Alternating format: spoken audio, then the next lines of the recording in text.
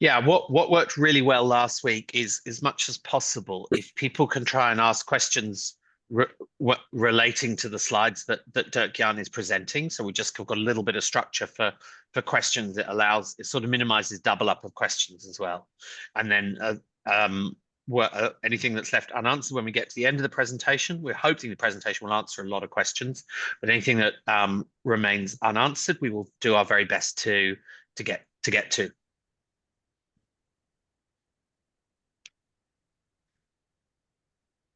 Still on 18. Is there anyone in the waiting room, Dirk Jan, or have you opened up the meeting? And Jake, maybe you know, or I see 16. That's basically what I see. Or is No, it? no. Once we're live, it's all good. Okay. Yeah, I think we just start otherwise, right? Yeah, we've got so much to get through tonight. So yeah, let's start, and anyone that joins can catch up. Exactly. That's how we do. So thanks again for joining, everyone. We have some exciting stuff that we did again in the last week and that we want to share. We really appreciate like every time, like the feedback that you've given, the questions you ask, and we can see what we can do here. So we just want to take you through a few slides today to talk about these topics. So first of all, insurance between bookings. How do we sign up? How does that work? We said we can start this from 1st October, and that's still the case. So we can go live pretty soon with that next week. UCS device registration for the bring your own device program. What do we do there? Auto plugs, how to use them, a revamped help center, fuel update, fuel pricing in kilometers, and that's going to be a big one as well. Roadside assistance, host marketing update, hourly bookings, pricing update, app and web updates since last week. And yeah, we continue with the updated roadmap update. We just show you how it looks like right now. And any questions anytime, you can just write them down, and we'll take them as we go. Now, the first thing is the insurance for in-between bookings. You can right now register, and here on the left-hand side, you see how it looks like. You can register per vehicle. You choose the best mates plan, which is the plan with the tech that we have. Policy starts 1st of October. You just can sign up on the app or on the website with your listings, select the best mates plan, and then add BBI to the subscription tab. That's what you need to do. Now, if you don't see that yet on the app, it could be that you haven't updated to the latest version of the app. So just update it in the App Store, and then it will be shown. Now, what we have and what we said last time as well is there is a different cost range depending on a couple of variables for the price for the insurance. It's between $120 and $140 per month, and that depends a bit on the value of the car, on the location, if you have a dash cam, yes or no, and your own recent claims. So it's just like any traditional comprehensive insurance. That's how it works. So just fill out certain things. The value we know because we've got this from Redbook, and some other things we know where the location is as well, so you don't have to do it yourself. But just fill what you need, and we come back with the price. Then what is one of the benefits of the insurance, the BBI as well, is that instead of the 25% commission that we normally take from your daily rate, it will be 15%.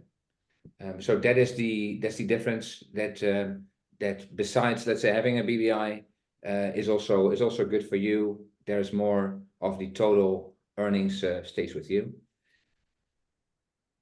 A few conditions that we have for the policy is that it's around availability, for example. So you need to have at least 70% available, so 21 days or 22 days. You need to have that available. You need to be on the DriveMates best mates plan. And that means whether you have AutoPlug or DriveMate Go, it doesn't really matter. either one of them works, then it's fine. That is one condition. And the other thing is you cannot have your no lock boxes or any of those things. The last thing is you cannot be on car sharing, other car sharing platforms, on Turo, or cars with a value higher than $70,000. So this is basically how this works. On the left hand side, you see for each listing you can register, you can make your plan available, best mates plan, you click on it and you add the subscription for BVI. If there's any questions, we'll see it in a bit, and then we answer them. Sorry, just before we go on from BBI, Dirk-Jan, there's a good question we've been asked twice. If you just get, if you see here, it's got current red book value 8,000 to 20,000. We have cars on the platform that are newer than 2008 that are worth under $8,000, so they're still eligible for DriveMate. So just on this page, I would say for now they would just select the 8 to 20K range, but we will look at that interface and work on making that a little bit clearer. Yeah, it should just be less than $20,000 then in that case. So we'll update that. Good question. Yes. Was that the only question, Ben? Yeah. For now, I'm sure there'll be more later. So if we go to device registration for the Uber car share devices, so basically we still are on plan when it comes to going live on the 1st of October for all of the different devices. Just you need to register, providing the serial number to us. And if you do that, and of course make sure that it is correct, because if there's one digit different, then we have a problem of mapping it. But just add it to your listing. That's what you need to do. And then we will go on a first coming in, let's say first served in that sense. So we will make sure that if we get them today by midnight, let's say, if we get the registrations, we can guarantee 1st October going for a smooth transition. Otherwise, it could be a bit later, and we do on the one that comes first. We do it first and we activate it first. We have a video. We'll share this, of course, as we always do. This video from today's presentation online as well. But there is also a video on how to register. So if you want to just YouTube it, you can see it here, and you just see how you can how to bring your own device, how it exactly works. Yeah, there's also that YouTube page, the DriveMate YouTube page has got YouTube channel has got some great videos. Anyone that hasn't visited that, I would strongly urge you to go and have a look. There's some really good stuff there. Yeah, exactly. I don't know if there were any questions, by the way, for now, Ben. No. I'll let you know if there are. I'll shout loud and clear if there are. There's a couple coming through on BBI, so we'll come back to those at the end. So what about September? If you want to use Autoplug, is that still possible? We know that the devices went dark this week, but we can, and we have discussed and agreed this with Uber as well, where we wanted to keep it live for you guys for an easy transition. They know obviously that we want to transition you guys to DriveMate with the device that you have already installed. So this is possible. Still, the app is down for UCS, but on the website you can still access your Autoplug. So just do that until, let's say, we got it live on DriveMate, and then you can use the DriveMate app and website to get it done. So that will be by October 1st, as mentioned before. Right now, you can still, if you have any trips on DriveMate and you want to use Autoplug, you can access it through the UCS web. Right. So that is how it is. We do have a Q&A section in the help center. We talk about it a bit later as well. You can see everything about Autoplug there as well. If you have any questions, that's where you can find most answers. All right. Shall we go to the next part? So we also worked a bit on the help center itself to make it a bit clearer, cleaned up certain things. Right now, we reordered it into articles for drivers, for driving, and for hosting. So very easy. Go to this website, helpdriveme.eu, and you can find all the articles, policies that we have. Just have a look, and if there's any other questions that you might have, just let us know, and we will update how we always do. Just let us know. This is where the page is completely revamped or restructured in that sense, and hopefully that makes sense for you guys. Yep, cool. Yeah. Now we want to talk about fuel, right? What we said we had certain things on how we currently do fuel, right? And there were some concerns that we heard from you. And by the way, on everything there are pros and cons. So we just want to share what the latest, what our current fuel policy is and what the issues are with it. So first of all, for every trip, we say it's the guest's responsibility to drop off the car at the same fuel level as when they picked up the car. So if they pick it up with half a tank, then they need to return it half a tank, and they need to take pictures before, and they need to take pictures after as well. And if there's a discrepancy, host needs to file a dispute or a claim. We check it, and then we pay it out. It's on the guest. So if the guest has not filled up as per what they should have done, then they will be charged $2.50 a liter plus $10 service fee, and we pay 80% out to the host. That's currently how it is.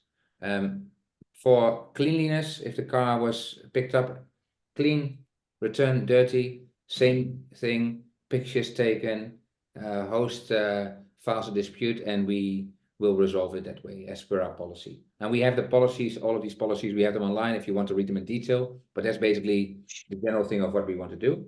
Now, there are some concerns that were raised with the current policies. What if a guest does not return the vehicles at the same level, but you cannot really see it because the car was shown as a full tank, and they had just driven a couple of kilometers, then you cannot really see because the gauge is not moving. So yeah, how do you know? What do we do in that? And maybe then it's the host's problem in that sense. It's difficult to check it for every trip, especially for the fleet owners. We understand that too. And yeah, the last thing is basically what I said earlier is yeah, if less kilometers are driven, or not many kilometers are driven, then it's hard to manage. So yeah, we have a solution for that right now, and not just for fuel, but we get to that in a bit. And basically, and this is also the big thing, it's not just for fuel, but also for pricing in kilometers. We hear what you said, and basically most people, even though it was also not a perfect system, like the UCS model with a daily rate or a time price, daily and hourly rates, and also kilometer charging, which includes fuel. We're going to move to that as well, right? So the big thing is we're going to move to the UCS model. You, as host, you set the daily and the hourly rates. You set the kilometer charge. There are different levels. It's just an absolute copy of Uber Car Share. However, there's also a downside of that model, and that's especially if you look at use cases where people drive many kilometers, because if you would drive far, then for the guest, it's going to be a very costly affair. And you as a host could think, oh, that's great for me, maybe for this one trip, but thereafter that guest doesn't want to do it again. So we see that Turo does that, and also how we currently do it is we have certain kilometers that are included, and that means for long trips that is really nice, right? And people know how much they're going to pay. So what we basically want to do here is go to the UCS model as a default model, but for longer trips there's also a possibility to bulk buy kilometers at a reduced rate. So that's basically what we need to do. Those details of what those reduced rates are and how that exactly looks, we need to work on that. The first thing is we want to get the UCS model out on how we do that. And that will have quite a number of implications on our total product. So that means it will not be done in a few weeks' time. We need to come back to you on the exact timing. We try to do that. We understand this is a priority for us here, what we want to do. So we'll treat it as that. After we have the integration with the tech and the platform done 1st October, then we'll work on this and see what all the implications are on the product. But we basically say we're committed to copying what worked well for Uber. That's what we're going to do. And on top of that, we will have some solutions for longer trips as well. And just to refer that back to the poll on Facebook, I think the main thing that people didn't like there was the 150 Ks included per day. So we've heard you on that. There were also quite a lot of people wanting the best of both worlds, and we'd like to think this does it. So that long trip add-on is designed to pick up guests that in the past would have gone to Turo, even though Turo cars generally more expensive, but they were liking the included kilometers. We will hopefully be attracting guests from both mindset, the ones that want to pay per kilometer and the ones that want to bulk buy for longer trips. Yeah, no, certainly. Now, one thing I want to say, we as you see here, we do take feedback.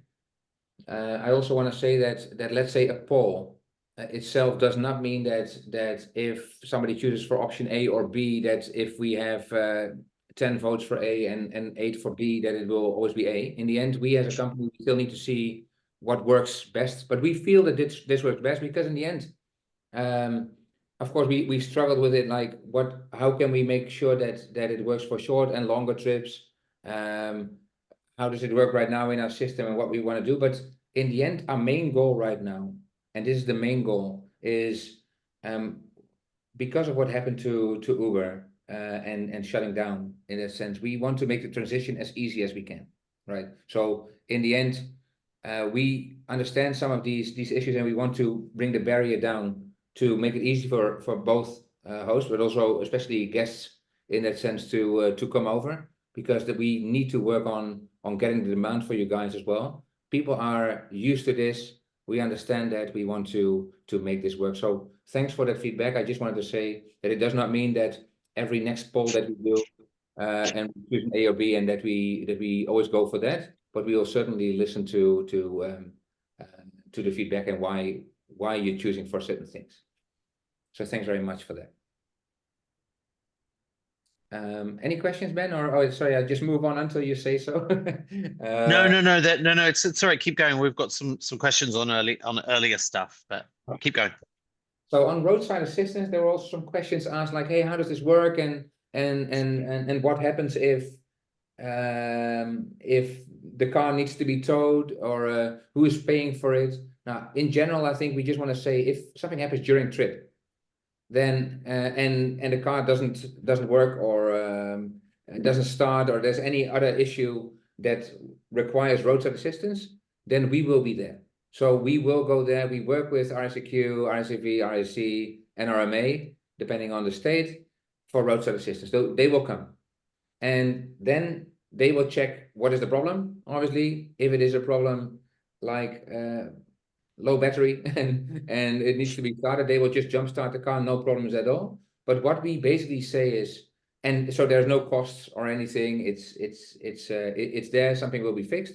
If towing is needed, and that's due to maintenance issues or wear and tear, then the host will bear the costs for the tow. Unless the garage, of course, reports proof that the guest is liable for it. And that's the same policy as what Turo has. So we do that exactly the same. However, if during the call out, let's say the problem gets fixed, right, then there is no charge. And that is better than what Turo currently has, because they regardless charge $60. We don't, right? We say if it's part of roadside assistance for during trips, if something needs to happen and it can be fixed on the spot, great, no problem. Obviously, if there's things like you need to, the battery is dead and you need to replace it, yeah, then for the extra battery, that's then on the host in that sense. But the call out fee is not going to be charged. If there are any things that are related to guest fault, yeah, then we will just charge the guest. There is no issue for you. For in-between booking coverage, so the BBI, all these things work exactly the same. So we just do the same thing as Not In Trip, to keep it simple. There's a couple of questions coming through about roadside. Good one from Gian. I own a tow truck. Can I pick up my own car if the car is at fault? Yeah, you can. No problem. Yeah, good one. Good one. And a harder question from Alan. Doesn't basic RACV include 20 kilometers of metro towing? Yeah, I don't know, Jake. I'm thinking yes. I'm thinking yes. And so the point is, if there is no cost to us, and that's the point. If there is no cost, we just charge you the cost. There's not that there's no money maker here for us. So what we just try to do, if the car needs to be towed and it's part of the agreement that we have with RACQ and NRMA, then there is no problem. It's just if there is a cost and it is due to host fault in that sense, right, or a wear and tear, then we will charge that cost to you. And look, we have to do that to enable our fees and everything to stay at the level there are. There are lots of things that would be lovely if we could do, then our fees would be higher and no one would be happy. You know, ultimately we have to run a sustainable business for the benefit of everybody on this call, not just us. But let us check this. Yeah, maybe we'll find it later in this call on the 20 kilometers included. Yeah, let's see what it is. But I think the main thing is this is purely a cost that we just pass on to you if there is a cost involved. On the marketing side, what we've tried to do is make things easy and easy for you and easy for the system overall, meaning that we have created a host toolkit with a lot of things like designs for flyers and posters and magnetic car signs, etc. And you see a few things here as well: dash sticker, fuel cap, car stickers, van stickers, whatever we have different designs ready, and QR code generators as well. Now, what we'd like to ask you, and what we've done with Vistaprint, and they can deliver anywhere and very quickly. You can just use those designs on the DriveMate Vistaprint page and book them, and that's it. And you get a 15% off as well of what Vistaprint is normally charging. Yeah, just to go into a tiny bit more detail on those, and we might spend more time on marketing next week. The designs will be when you log in, the templates, ignore those ones there. Those are just my own host tools that you can see in small there. That's my car sticker that says rent me and some of my flyers. The designs will be such that you can, if you're in a rush, you can just go online and print a generic one. But if you want to customize it yourself, the Vistaprint portal has a very simple, easy to use basic editor. You can just go, you can drop your own QR code, you can put your website, you can put your phone number if you want. I wouldn't necessarily recommend that. But you can customize these, and then you can print them yourself, and you can pick, you know, as many or as few as you want. To give you an idea of costs, those magnetic car signs, A4 magnetic car signs, I think are about $15 each, and 1,000 really nice, really good quality, double-sided, full gloss, nice stock flyers are, I think, about $100 bucks, about $105 with our 15% discount. So they're not, it's not a particularly expensive tool. Part of the expensive thing is design, and we've done 90% of that for you. It's just for you to go and customize and put your own QR code and your own contact details if you want. And I'll just finish presenting this slide so Dirk Jan can take a break. We are working on a tool for hosts to mass email, not us. It will be a tool which we will give to hosts to be able to read through their inbox. And up until early April this year, emails from Uber Car Share had guest mobile numbers and emails. We don't want those. They're not coming to DriveMate. We don't want your guest details, but you have them in your inbox. I know some of you have been really organized and recorded details of all your Uber Car Share guests. I haven't.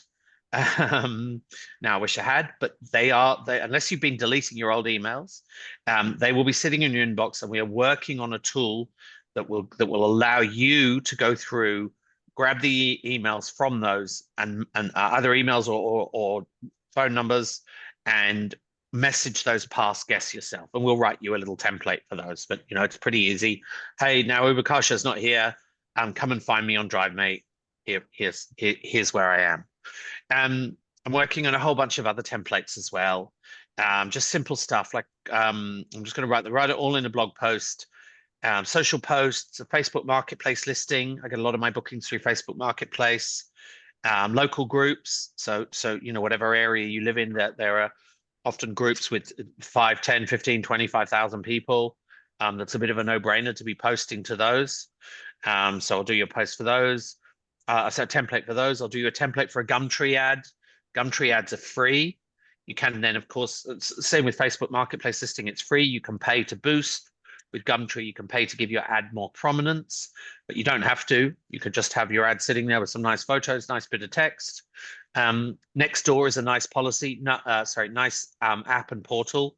Nothing to do with Car Nextdoor, but there is a nice synergy, and that's hyperlocal. So if I log on to Nextdoor, I see what my neighbors are advertising.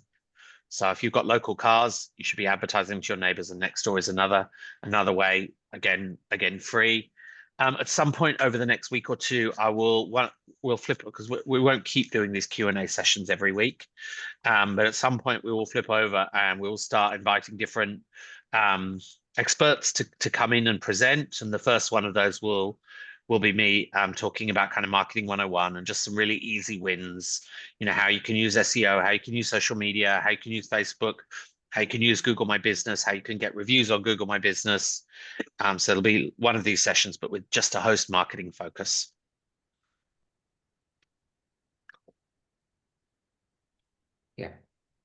Yeah, indeed. So, okay, great. So yeah, if there's any questions here, just let us know. A whole lot of things that we have in the pipeline here to make available for you.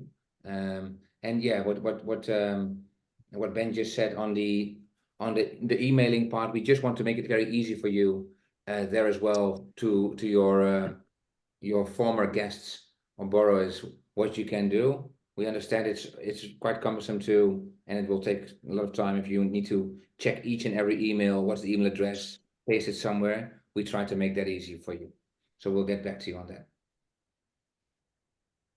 Yeah, here you see a couple of stickers that we also have here that you can put on your on cars. Again, that's obviously a DriveMate one. So that would be one of the templates. That QR code will just take you to DriveMate, but within the Vistaprint portal, you will be able to generate your own QR code to your everyone who has DriveMate listings has a host profile page with its own unique URL. And as soon as you have a URL, it's 5 seconds to then create a QR code. And we're not asking you guys to print stickers sending people to DriveMate. We want you printing stickers sending people to your own listings. So if you look again over on the right-hand side there, all of those marketing collateral of mine, it's all got their own QR code. Mine happens to go to my website, but we're not suggesting you build websites. We're just suggesting you direct people to your DriveMate page. And at the bottom, there's just a couple of different ways you can slap stickers on a car. If you're worried about your paintwork, and on a really hot day, a magnetic sticker on paintwork isn't actually the best idea. So you could see that one there on the truck was at the end of the day when it wasn't too hot on the door, which is very visible. But if you don't want to cook your paint, you can just put it under the windscreen wiper, and you can take it off between bookings. I've forgotten to do that quite a few times, and the guests have always just put it in the back of the car. No one has ever stolen one, and if they do, they're only $15. So they're a very effective tool, I think. But more of that next week. Okay, if we go further on hourly bookings, we did say we're going to launch this 1st October, which we will. So that means from the 1st of October, you as a host, you can set your own hourly price. So you already have a daily rate. Now you can put an hourly rate as well. Minimum duration is 2 hours for people. And people can choose whatever they want, right? 2 hours, 2.5, 3 hours, and so on. They can just book for as long as they want. What we know is that if you have an hourly rate, for 6 hours, let's say 6 hours or more will be considered a full day, so it will be the daily rate from that period in time. So what we basically say is in that, and right now this is how we do hourly, but we know what we said earlier is we're going to move to the UCS model, which will come, and then if people choose for the hour or for the day, there's just a time. Also, you set your hourly rates, just what you've done with Uber car share. You set your hourly rates and so on, and we just charge per kilometer for now until then. That means that we do the same as what we currently have with the daily rates that you currently have. There is 150 kilometers included for a full day. But if you book the car for less time, for example, for 2 hours, 50 kilometers is included, and everything in excess of 50 kilometers we'll charge extra. 3 hours is 75 kilometers, 4 hours, 100 kilometers, 5 hours, 125 kilometers, and 6 hours and longer anyway is a full day. So that means 150 kilometers is included. Included, again, not fuel, but purely the mileage itself, right? So basically, until the moment that we are into the move to the UCS model, we are going to offer a daily and hourly. And there are some kilometers that are included purely for wear and tear, not fuel, right? And that is as we see it here. We'll create an article for this as well, so it becomes clear for everyone. We do the same thing right now. Why we are able to do it so quickly is because we do the same thing in Singapore as we speak, same thing. So it's something that we could implement quickly. But what we want to do, as said, we want to move to the UCS model for the default model, and then for longer trips we want to add mileage packages in that sense. So everything's still same. Fuel policy also same. People need to return to the same level for the shorter trips as well. And if they don't, then yeah, we need to charge. That's basically how it goes. 1st October, that is. I'm just looking in the chat. There's a lot of questions about RACV and towing. Guys, we're not going to answer those individually because we actually don't have the answers today. We will really drill into the absolute detail of towing, and we will update you next week, if not before. Promise. Okay. So what were the updates on the app and the web in the last 7 days? Now we did a number of things, but one thing is, and everybody that is on DriveMate and books a car and gets the car is a verified person. I just want to clarify that also before that it was always the case. However, it was possible for people to search for the first time on DriveMate, think, oh, that's great, I want to book a car, pay, and then the booking was pending because we then needed to verify that person quickly, and if approved, then it went through. If not approved, it did not go through. And that means we would refund or we would release the money that was paid. However, that came with some issues because when you pay money with your card and then you release it, it takes maybe 2 or 3 days before it is shown in your bank. So the people that booked those cars thought, hey, that's bad. I just tried to book a car. I'm not verified. I got declined by DriveMate, and now I'm still waiting for money. So that was not a good experience. So we have therefore said, let's stop this. So from now on, that is not a route that's possible anymore. It's not possible to first book and then get verified. It's always verified first, register, then verified, and once verified, you can make a booking.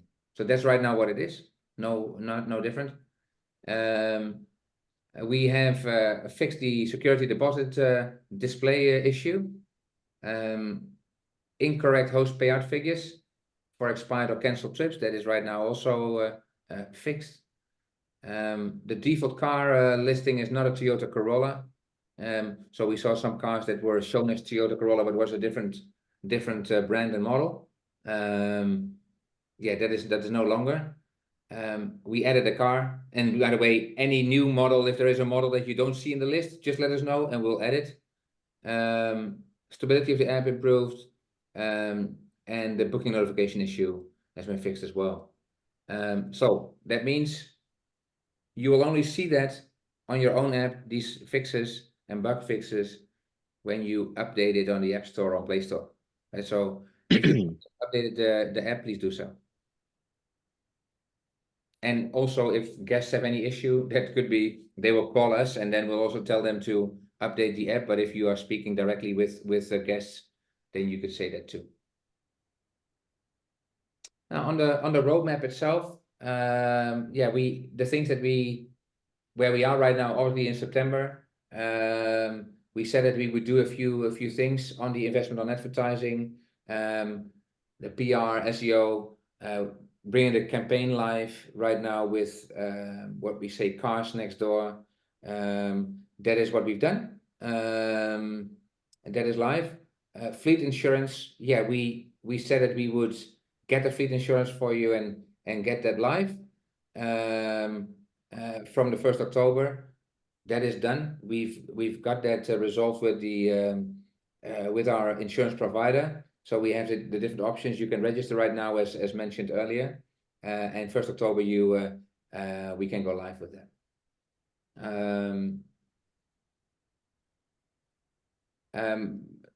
Let's say on the hardware integration, yes, we have seen quite a number of people that have already registered their listings, which is great. Also provided the serial numbers, fantastic, because that means for those cars where that is done well, there will be a seamless transition. So right now you can still use it on the Uber website for your devices, but for the 1st October, you can just see the same thing on the DriveMate app as well. That makes it easy for you. So if you haven't done so yet, please do register, provide the serial numbers, and we can port it over.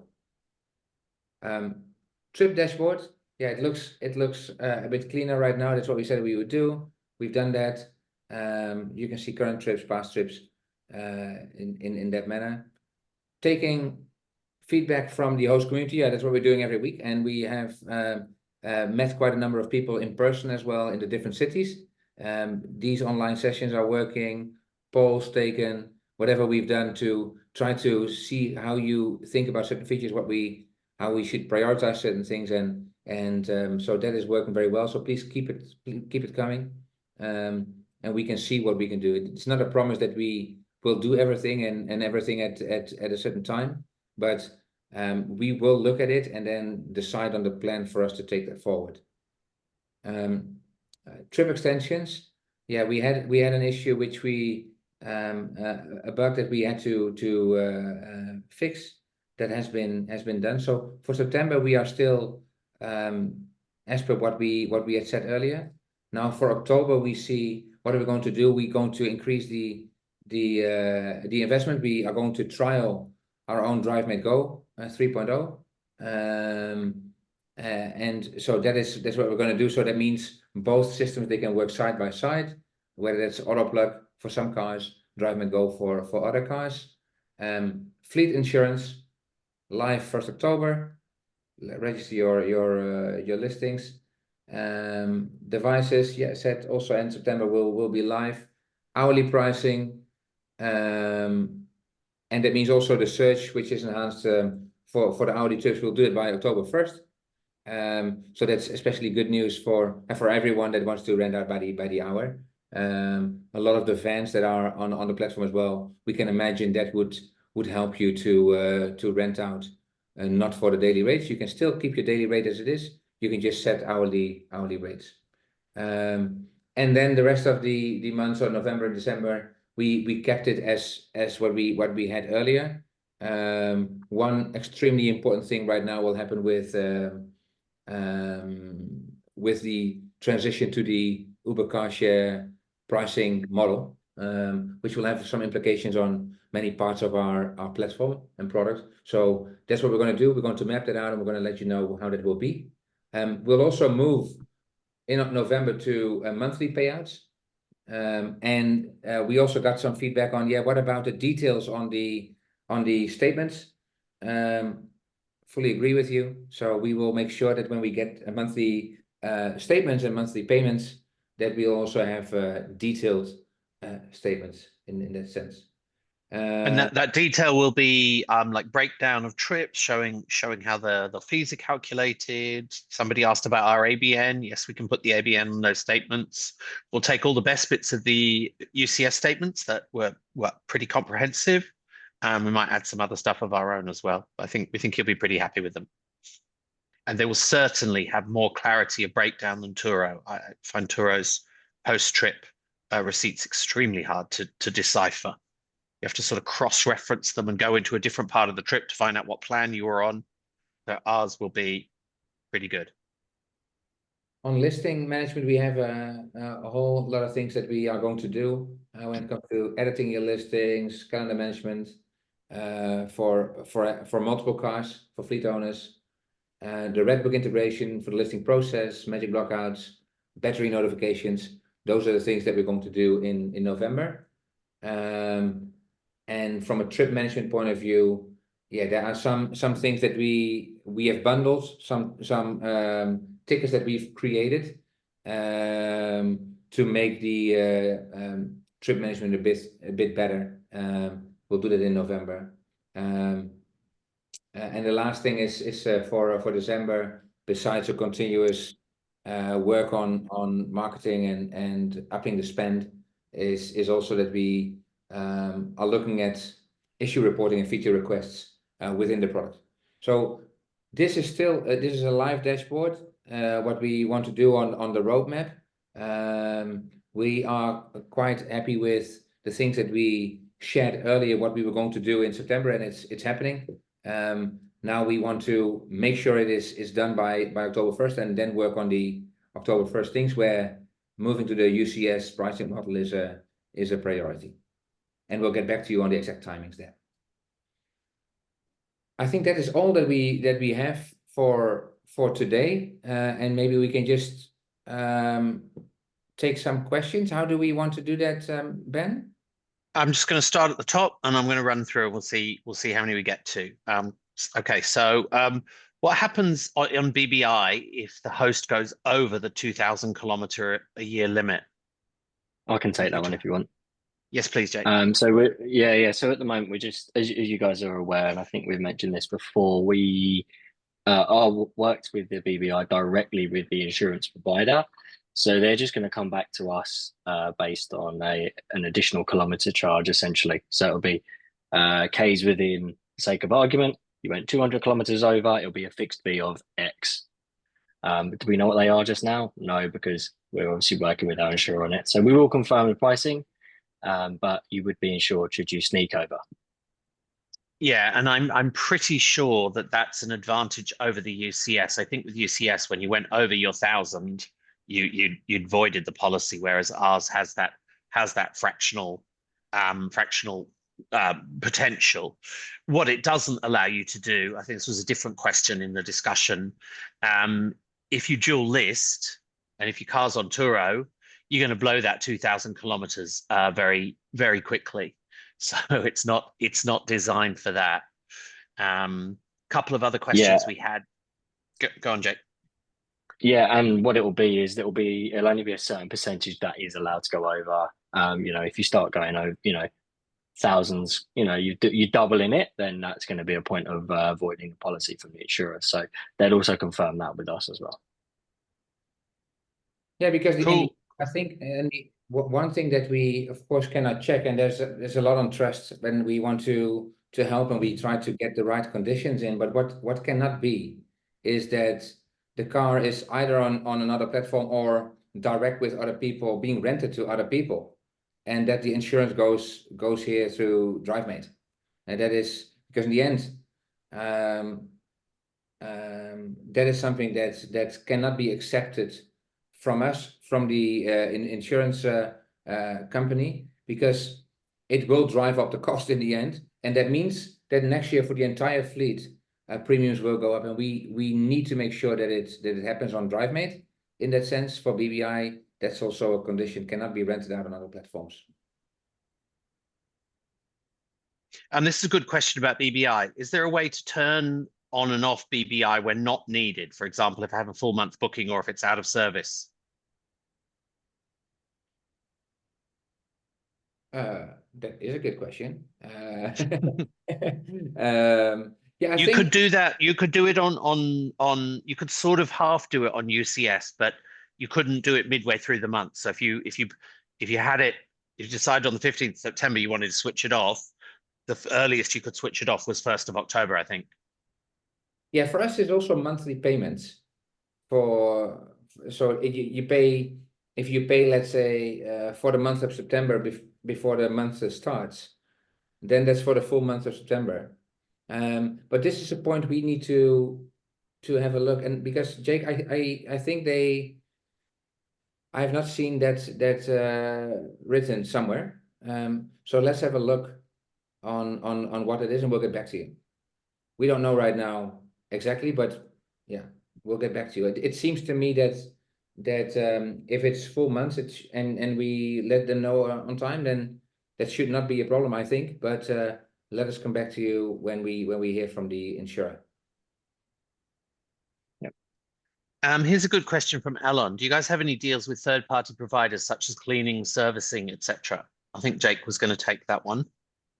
Yeah, look, we've got a few different things that we're looking at over the coming months. I can't divulge into what they are right this second. As you can imagine, we've been extremely busy with many things right now. But absolutely, partnerships in how we can assist hosts is high on the priority list as we sort of come out of the summer period. So this next few months, we're gonna start focusing on some of those, and we actually have a couple of them in the pipeline already that we're working on. So there's ones like this would be great to get your feedback on as well, where you see sort of national partnerships that may assist you with the cleaning or servicing, these kinds of things. It'd be always great to hear your feedback on it as well. But absolutely something we're working on. And this is a fun question. So I've been reading the Facebook chat, and there's lots of yippee and yay around the Uber are switching to the Uber car share fueling model. And then somebody has perfectly reasonably said, is it possible to opt out of that? Now, obviously, whatever model we go with isn't going to keep all the people happy all of the time. The model is a hybrid. Guests can choose to bulk buy the kilometers. Dirk-Jan, feel free to contradict me, but I don't think it's going to be optional. I don't think we can run two parallel systems, can we? No, we can't. And that is also, that would be very confusing. Yeah. I mean, that was also the reason why it took us a bit of time to make the decision to really move to it, because we also still see some benefits in what we currently do in that sense, right? So you make it clear, but we do understand that the big thing is we want to transition people. We want to reduce any barriers that people have to switch over. So yeah, that's why you go, but that means it's the same for everything. So you can price it accordingly for your daily rates, and if you want it daily, and people take that fuel package, or let's say they take the mileage package in that sense to know what they're going to pay in total. Yeah, then you basically can suggest guests to do that, and then you are basically opting out in a certain way, but not an official opt-out and two systems running next to each other. Yeah, no, I agree. I'm going to summarize a whole bunch of questions into one, but there are quite a few people sort of saying, look, their auto plugs aren't working. I'm just going to quickly recap what for an auto plug to be working through the Uber car share website, it needs to be registered. You need to have registered with DriveMate for BYOD. You need to have put the auto plug. You need to have selected the auto plug for that vehicle and uploaded the IMEI and the photo, and followed all of those instructions to the letter. And then it should be working through the Uber car share website for the next week. So it will go live with DriveMate on the 1st of October. Obviously, you've got a week. If that isn't working, raise a ticket with us or email support or chat support and send them, car details and the IMEI numbers, and we will give that device another reboot. But they should be working. Obviously, it's slightly beyond our control because it's the Uber car share site, but we did a test. I did a test the other day yesterday with my lockboxes. They all worked. Someone has asked if we'll be able to generate a shackle code once lockboxes are live on DriveMate. I'm 90% sure that 95% sure that we will be able to. A lockbox without a shackle code isn't a huge amount of use, particularly if you need to move it. We're still not big fans of lockboxes. Someone asked on Facebook earlier, are we moving away from that position? We are not fans of lockboxes. Our insurers don't like them. Lots of you don't like them. We would like to get people away from lockboxes and into Autoplugs or DriveMate Go as quickly as possible. And for cars on BBI, the rule about lockboxes is absolutely hard and fast. There's no flexibility. It doesn't matter if the lockbox is a kilometer away. Our insurer will not cover it. So sorry about that. I know that's going to disappoint some people that are, have been using lockboxes, and there were a lot of advantages to them, but there were also a lot of disadvantages, and that's not a stance we're going to change. We would like people to move away from lockboxes. Lots of questions around extending trips. As Dirk-Jan said in the roadmap, we know that this is an area that needs improvement. We are working on it. I had a guest who's actually just outside. That's why I keep looking out the window. But I had a guest who's extended twice, and it worked fine. The only time it didn't work was the ability to extend closes an hour before drop-off time. And that's so that hosts aren't sitting expecting a car to come back, and then 10 minutes before it's meant to come back, suddenly it's gone for another day. So it does close off an hour before. So if your guest is going to extend, make sure they do it an hour or more before the end of the trip.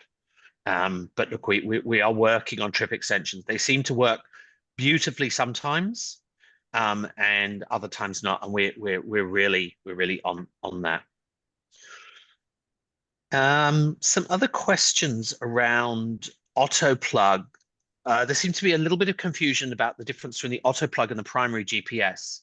Those are two different things.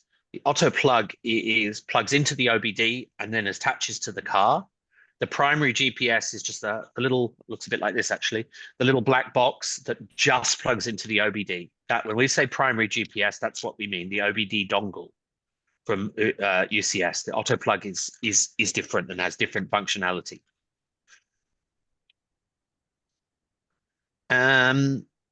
Okay. Dirk-Jan and Jake, do you want to scroll through questions and we've got probably more open than we can actually get to. I saw Pick out one question on so given that guests have already shown that they don't consistently refuel their cars, is it possible to opt out for hourly model when it goes live on the 1st October? So that means hours, yeah, you can. You don't have to. If you don't want to take any hourly bookings, you can. There is no problem. So you basically tick it if you want to have hourly bookings, and if you want to have hourly bookings, you need to give an hourly price. But if you don't want to rent out by the hour, no problem. You don't. Well, you set a very high hourly price, also possible. But basically, you just don't make your car eligible for hourly bookings, and then there is no issue.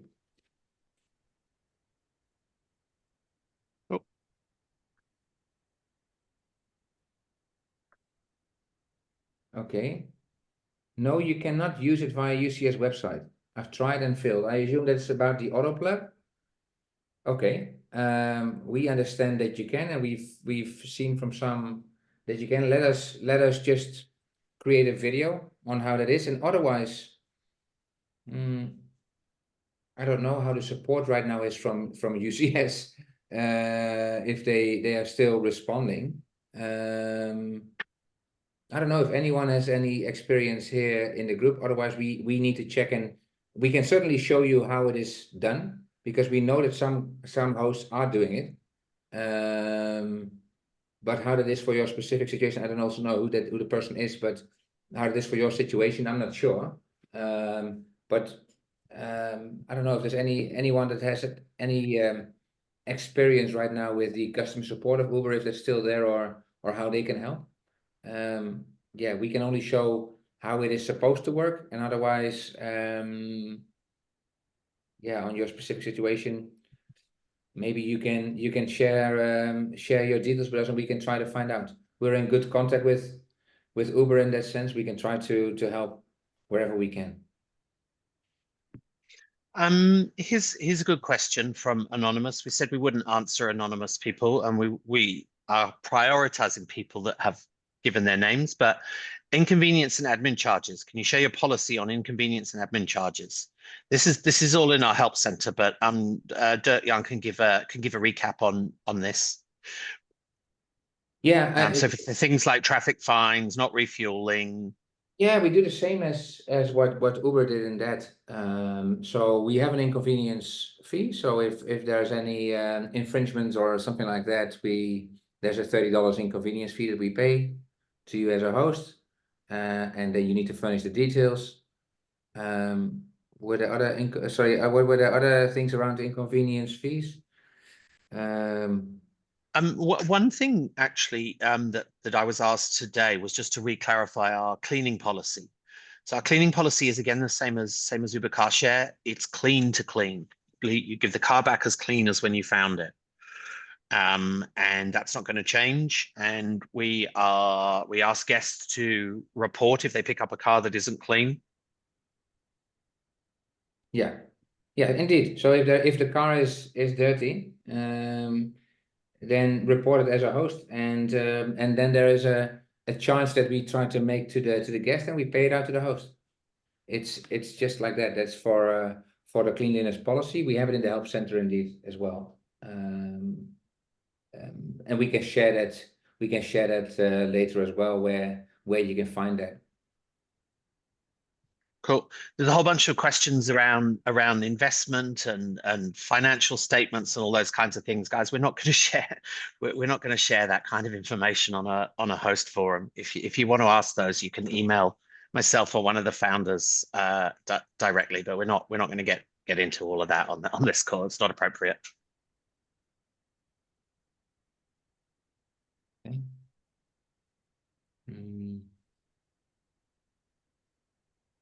Okay. Will we be getting into? We see some. Oh, there's also a couple of questions.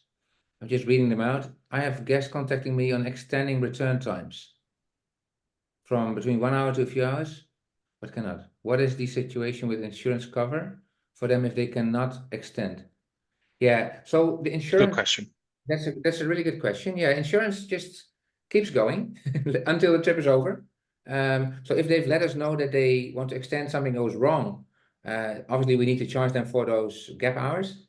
In the end, if there's an extension and it cannot be done, of course, we need to let our team know that they want to extend and how that works, because otherwise, and then we can see what the real problem is, because if they don't, then we consider it a late return, and there are penalties involved with that, and potentially we need to repossess the car, depending on how long that is without a booking, because it cannot be without a booking otherwise. But if a guest wants to extend and there is a technical issue, then obviously we just the car is remains insured.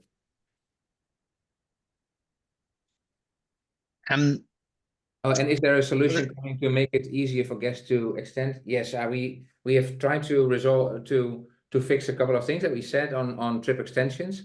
But if there remain issues, or there are other issues that we see on why it's not working or something is not working, please raise, and we raise it with the tech team to fix it. Yep. There's a good question here. Is there a limit to how far guests can drive without permission? Can they just take it from Melbourne to Darwin without asking? Sorry, without your the standard thing is, if there is no reason to not go to Darwin in that sense right now, it's not shown anywhere that it's not allowed. It's a lot of kilometers, that's for sure. Sorry, you'd make a fortune if someone drove to Darwin. You'd make a fortune. Yeah, it depends on where you live, but yeah, it's far, that is for sure. Yeah, there is no limit to it. But if you if a car needs to be returned because they booked it until a certain time and they do not return it, yeah, then we consider it a late return. And if that takes longer than 24 hours or something like that, we will get the car back. That's basically what we try to do. And so then if they have asked for an extension and you as a host say no, you need to return the car because I have another guest or something else. Yeah, then it's another permission and yeah, there is a penalty for that. This is a good question from JP. With a 6 hourly maximum, why not have the hourly rate, but once it gets the daily rate, it changes to daily? I actually think that's what UCS did as well. So JP, that's the kind of detail that we're still working through. When we say we're switching to the Uber system, we're not just going to completely copy and paste it. We will take all the bits that are working and we will update anything that needs not to be working. But that makes sense to me. If you've got a $60 daily rate and the guest book and a $20 hourly rate, once the guest books for 3 hours, it's the daily rate, and it's not going to they're not going to be charged more than that. So yes, that does make sense, JP, to answer your question. Yeah.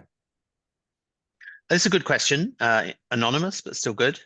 Are internal photos optional or mandatory on DriveMate yet for guest photos? Oh, sorry, I didn't. Oh, sorry. Are internal photos optional or mandatory on DriveMate? It's mandatory. It's mandatory in our process. Yeah, you need to take photos from interior and from exterior, and it goes step by step. Exterior first, interior, then odometer, fuel gauge. Yeah, it's part of the pickup process and drop-off process. Okay, this is a good point from David. He said the question about how far is due to Uber Car Share and Car Next Door having a 500 kilometer distance rule from home, which I must say I didn't know. Lots of Uber Car Share cars of mine have gone, to Melbourne and back and Brisbane and back, which is much more than 500 kilometers. So we haven't set that at the moment, but that's a really interesting one to think about. So actually what I'd like to know, and I don't know if people can share that as well, is what would be the benefit of that for you as a host? Or I mean, the downside is that if people want to drive more, then they cannot take your car. But what would be the benefit? There is, from an insurance point of view, there's no limitation there. Let me put it that way. So for us, from insuring the trip, no issue. More kilometers, you earn more. So there's no real limitation. So what would be the benefit of that? And we'll see if the answer will come, but let's continue to the next question.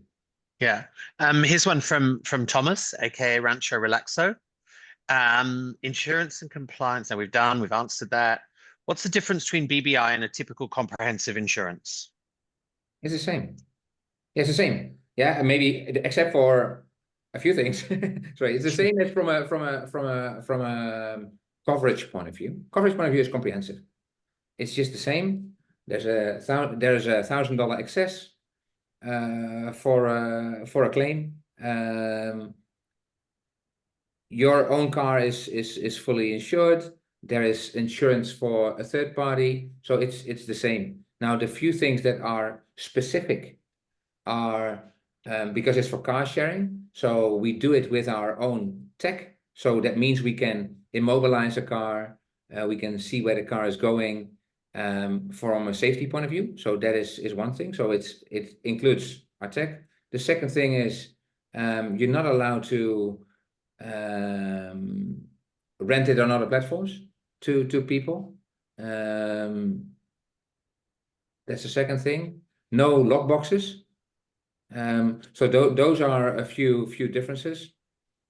And yeah, but every insurance policy has terms and conditions.